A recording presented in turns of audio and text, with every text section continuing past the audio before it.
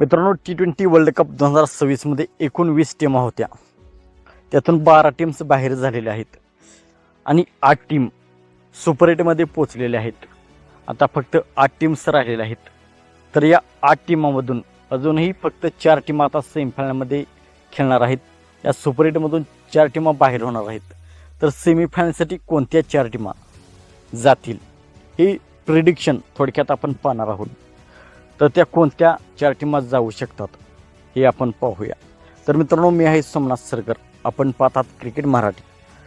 तर मित्रांनो, सुपर 8साठी ए गटामध्ये Bharat, south Africa, West Indies आणि झिम्बाब्वे या 4 टीमा आहेत. आणि ग्रुप 2 मध्ये इंग्लंड, श्रीलंका, पाकिस्तान आणि न्यूझीलंड या 4 टीमा आहेत. अशा एकूण या 8 टीमा आहेत. या 2 ग्रुपमधून जे संघ आपला ग्रुपमध्ये टॉप 2 मध्ये राहतील, म्हणजे पहिल्या 2 क्रमांकावरती राहतील, ते 2-2 संघ सेमीफायनलसाठी पात्र होणार आहेत. असे एकूण 4 संघ सेमीफायनलसाठी जाणार आहेत. तर माझे प्रिडिक्शन असे आहे की ग्रुप ए मधून वेस्ट इंडिज आणि इंडिया हे 2 संघ सेमीफायनलसाठी पात्र ठरतील. आणि ग्रुप 2 मधून श्रीलंका आणि न्यूझीलंड हे संघ सेमीफायनलसाठी पात्र ठरतील.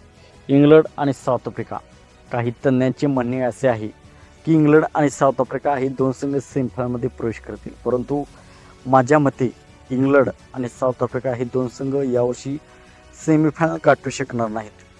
ग्रुप 1 मधून वेस्ट इंडिज डेंजरस खेळत आहे. वेस्ट इंडिज आणि भारताची टीम सेमीफायनलसाठी पात्र होईल.